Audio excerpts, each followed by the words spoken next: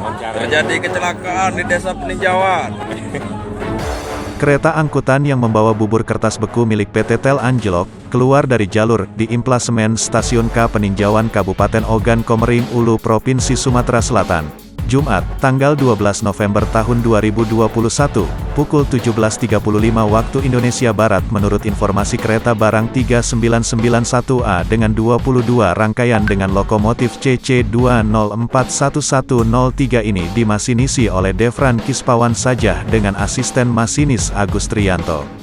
Kronologis kejadian, pada saat kereta api dengan lokomotif CC2041103 melintas di jalur 2 stasiun kereta api Peninjauan dari arah stasiun Talang Baru menuju stasiun kereta api Batu Raja tiba rangkaian gerbong 13, 14,15 dan 16 anjlok keluar jalur kereta api. Akibatnya rangkaian gerbong kereta api nomor 13 menabrak jalur 3, dan rangkaian gerbong nomor 14 menabrak gerbong gabus yang sedang parkir di jalur 1, dan untuk gerbong nomor 15 dan 16 keluar dari rel jalur 2.